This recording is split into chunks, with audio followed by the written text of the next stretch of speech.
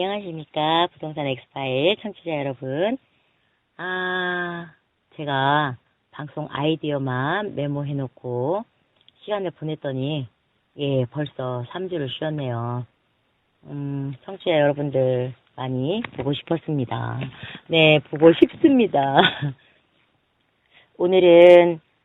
오늘부터 자나깨나 사기 조심, 사기의 달인들 시리즈를 해보려고 합니다. 오늘은 경매 낙찰 사기에 대해서 말씀드리려고 하는데요. 먼저 댓글에 공인중개사들이 거래를 시키려고 솔직하지 못한 것 같다. 수수료만 받으려고 없는 말 지어내고 짜집기 하는 사람들만 보셨다. 그런데 너는 아니더라. 뭐 이런, 너는 아니더라까지는 아니지만, 네, 아무튼 댓글 잘 읽었습니다. 제가 정의의 사도도 아니고, 공인중개사도 아니지만, 정직한 분들 참 많습니다. 저는 공인중개사분들과 협업을 많이 하거든요. 간혹 고객들이 아파트를 뭐 구한다고 하시면, 저는 주력 분야가 아니거든요. 그래서 어쩔 수 없이가 아니라 저는 즐겨해요. 그래서, 어느 지역을 가시는 게 좋겠다. 이렇게 지역에 추천이 되고, 뭐 이래서 고객이 오케이 하면, 해당 지역의 공인중개사분을 컨택을 해요. 그래서 가장 좋은 분과, 그 한 분께 일임을 하고, 그분이 다른 분과, 또 해당 지역의 다른 분들 네트워크하고, 이렇게, 하실 수 있게 뭐 해드려요. 옛날 영화인데 주유소 습격 사건에서 유호성이 좀 무식하게 나왔잖아요. 대사가 아주 그때 너무 마음을 때리는 대사가 있었어요. 나는 싸울 때 딱 한 놈만 패 이런 거예요. 그 한 놈만 패. 딱 한 놈만. 그 말을 듣고요. 그때 당시에 칼럼을 쓴 적도 있어요. 제가, 해당 지역은 한 분만 거래한다는 말씀을, 드리는 거죠. 네.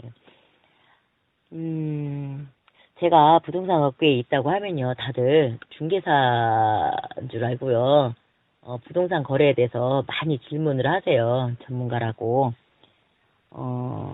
저희가 거래를 컨트롤하긴 하지만 계약을 쓰진 않거든요. 계약은 항상 중개사분들께 맡겨요.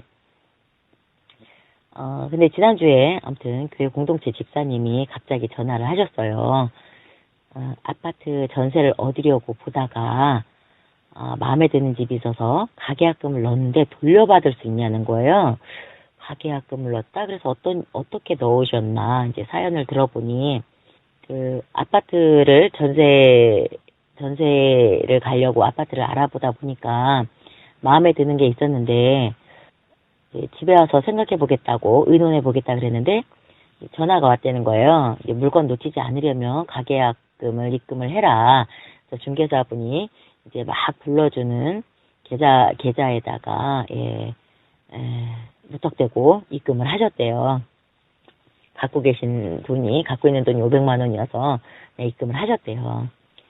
뭐 중개하는 입장에서는 계약이 돼야 하고 임대인이고 임차인이고 뭐 변심하면 계약은 물 건너 간 거잖아요. 그리고 혹 다른 임차인을 구할 수 있어도 내가 다른 임차인을 구할 수 있어도 시간이 문제죠. 다른 중개사무소에서 먼저 계약을 체결해 버릴 수도 있는 문제니까 그렇게들 많이 하고 계시는 것 같아요. 그래서 가계약금 얼마 넣으셨냐고 여쭤보니까 전세금이 4억 5천만 원인데 일단 500만 원만 입금을 했고 4천만 원은 6월 중순쯤 되는데 그때나 돼야 계약서를 쓸 수 있다. 그런데 만약에 안 된다고 하면 이 가계약금 돌려받을 수 있냐 막 이걸 물어보시는 거예요. 그래서 제 솔루션은 일단 계약금 10% 룰은 법이 아니다. 계약금은 얼마든 관계가 없다. 500만 원을 계약금으로 해서 계약서를 작성을 하셔라. 그리고 6월 중순에 그 4천만 원이 나오면 그때 중도금 명목으로 4천만 원을 주겠다고 하면 임대인이 오케이를 하면 계약이 되는 거다. 뭐 이게 사리에 어긋나는 게 아니기 때문에 중개사분이 도와주실 거다라고 조언을 드렸는데, 네, 중개사분이 네, 그렇게 잘 도와주셔서 예, 계약 잘 하셨고 아주 저렴하게 네, 저렴한 아파트를 전세 아파트를 예, 잘 계약하셨대요. 우리 댓글 중에 또 한 분, 예, 댓글에 중개 현장에 대해서 제가 겪은, 네, 중개 현장에 대해서 차근차근 에피소드를 좀 들려달라고 하셨는데요. 뭐, 실무에 대한 강의를 해달라는 분도 계셨는데, 해보겠습니다. 네, 해보겠습니다. 우리 부동산 엑스파일은 소통하는 방송이잖아요. 소통하는 주문 제작 방송, 부동산 엑스파일. 아, 좋잖아요? 제가 딱히 캐릭터가 없었는데, 주문형 강의가 가능하다는 것을 발견할 수 있을지도 모르겠습니다. 네, 조만간 원하시는 방송을 준비해서 만나 뵙도록 하겠고요. 아, 제가, 요즘 네이트에 있는 판이라고 있더라고요, 판? 예, 종종 봐요. 여러 가지 고민들을, 뭐, 조언을 구한다거나, 뭐, 하소연을 한다거나 하면 거기에, 뭐, 쌈, 이렇게 이렇게 위로해 주신 분도 계시고, 너 왜 그러고 살아? 뭐, 이렇게 욕하는 분도 계시고, 암튼, 예. 남의 부부관계는 왜 이렇게 이혼하라는 말이 많은지, 왜 이렇게 새 출발하라는 말이 많은지, 아무튼 그런 문제들, 뭐, 이렇게 많이 글이 있더라고요. 그 중에서, 제가 그 몇 가지 문장이 엄청 눈에 들어왔어요. 아, 어떤 분이 댓글에, 야, 판을 보고 있으면 전국에 있는 비읍, 시옷들을 다 볼 수 있다. 뭔지 아시겠죠? 그리고 제가 어디서 쓰레기를 주워 왔습니다. 그런 말도 있고요. 아, 도대체 그런 쓰레기는 어디서 구해요? 뭐 이런 말도 있고요. 사람은 고쳐 쓰는 게 아닙니다. 가장 많아요. 가장 많아요. 사람은 고쳐 쓰는 게 아니라고. 주로 관계 때문에 왜 이제 고통스러워서 쓰시는 분들이 많아요. 아무튼 뭐 그런 얘기들인데 오늘 처음에 말씀드렸잖아요. 조금 자극적이죠. 예, 사기의 달인들. 이걸 시리즈로 짬짬이 한 10편만 만들어 볼까 생각 중이에요. 에피소드 들으시고요. 그냥 고쳐 쓸 수 없는 인간들도 있구나. 이런 비읍, 시옷 같은 인간들도 있구나. 여기까지만 생각하셔야지. 모두 다 그렇구나. 세상이 그렇구나라는 생각은 하지 않으시길 바랍니다.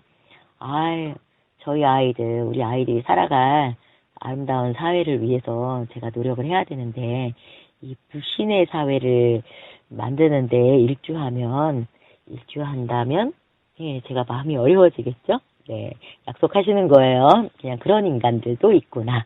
예, 거기서 끝나는 걸로. 요즘은 공인중개사분들이 매수 신청 대리를 하실 수 있죠. 매수 신청 대리 업무를 하실 수 있어요. 근데 예전에는 매수 신청 대리라는 아름다운 표현 대신, 그 업무가 딱히 규정도 안 되어 있었고, 경매 브로커라는 표현을 썼습니다. 경매 브로커들이 정확히 아주 더 디테일하게 어떻게까지 했는지는 모르겠어요. 제가 들은 말은 너무 많지만 너무 디테일하게 말씀드릴 수는 없고, 오늘 얘기 중에는 제가 아는 중개법인의 한 회장님이 이 경매 낙찰 성공담이라며 들려주셨던 얘기인데요. 좀 묵은 얘기예요. 중개법인에 중개사들도 있고 컨설턴트도 있습니다.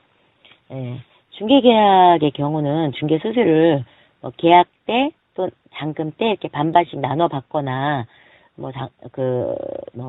주택 같은 경우는 거의 잔금 때 일시불로 받는 경우가 많더라고요.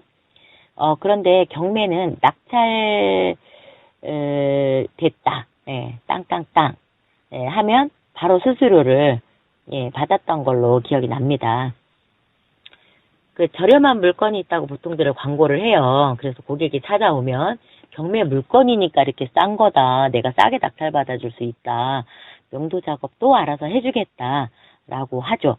그리고 이제 물건을 충분히 답사를 다니고 설명을 다 해주고 예상 낙찰 금액을 합의를 봅니다. 예. 이제 고객들도 브로커가 예상 금액 범위 내에서 낙찰 될 거다 이렇게 하니까 낙찰에 도전을 해보죠. 근데 입찰하러 가서 분위기를 보면요.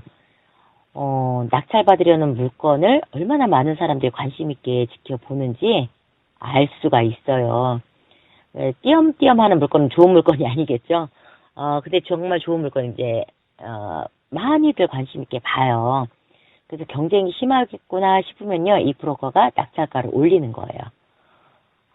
그런데, 그냥 어느 정도 수준을 올리는 게 아니라요, 확실히 1등을 해야 돈을 받잖아요. 확실히 1등을 해야.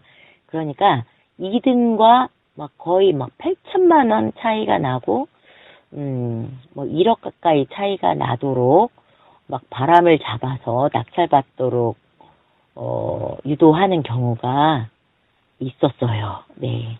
그러면 고객이 낙찰 받고도 열 받겠죠? 그럼 그 브로커 사무실에서 그럽니다.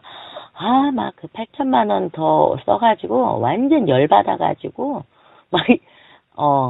고객은 열 받았는데 본인은 수수료 받았죠. 네. 고객은 열 받고 자기는 돈 받고. 네. 근데 이런 경우에는 사실 사기라고 하기엔 좀 애매해요. 왜냐면 입찰자가 동의했잖아요. 참 애매해요. 심증은 있지만 참 그렇죠. 근데 이제 진짜 사기라고 할 만한 건 뭐냐면요. 진짜 사기는요. 이렇게 밝힐 때 우리도 60초 후에 다시 뵙겠습니다 하면 참 좋겠다. 네, 그런 장치 없으니까 우리는 그냥 공개합니다. 그냥 필드 용어로 작당을 하는 거예요. 필드 용어로 작당. 누가 작당을 하냐? 입찰 당사자는 아니겠죠? 브로커와 제3의 인물. 이 동업자라고 해야 될까요? 아무튼 예상 낙찰가가 9억이었다고 치자고요. 그러면 확실한 낙찰을 위해서 경쟁이 많으니까 입찰 금액 올리자고 합니다. 10억쯤 하자 그래요. 그리고는 제3의 인물에게 1, 2천만 원 낮은 수준으로 심지어 몇백만 원 이렇게 할 때도 있죠. 낮은 수준으로 한 9억 8천, 9억 9천 써라. 보통은 입찰 보증금이 있어야 하니까 이 동업자는 돈이 있는 사람이어야겠죠. 예. 그러면 이제 이렇게 쓰라고 하는데 자기는 입찰 보증금 내서 2등 해서 1등 기분 좋게 해주려고 했는데 잘못하면 그 1등이 안 내면 자기가 물 먹잖아요. 그러니까 상대방 그 1등 시킬 사람, 입찰 당사자, 그 고객의 입찰 서류를요, 보여달라 그래요. 그래서 보고요, 심지어 보고서 확인하고, 그거, 그 입찰함에 넣는 걸 보고 자기 것도 넣는 거죠. 네, 확인하고 해요. 네. 1등으로 낙찰받으신 분은 2등하고 차이가 근소하잖아요?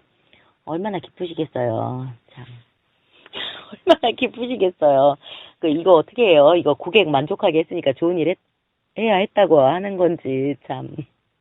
이렇게 고객 용납하면 안 되겠죠.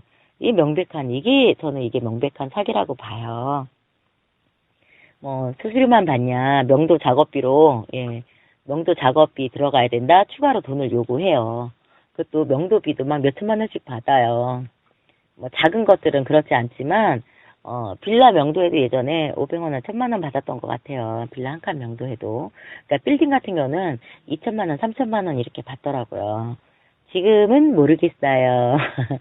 아무튼, 여러분들은, 물건 보는 눈하고, 판단하는 눈이 있을 때, 그리고, 그때 선택을 해야 되고, 또, 예상된 어떤 범위 내에서, 범위를 지나친 어떤 변수가 있다, 변수가 너무 크다, 이러면 포기할 수 있는 용기도 필요합니다. 뭔가 당했다라는 느낌, 이거 완전, 좋지 않잖아요. 네. 자나깨나 사기조심 시리즈 다음에 다시 찾아뵙겠습니다. 지금까지 부동산 엑스파의 한원장이었습니다. 감사합니다.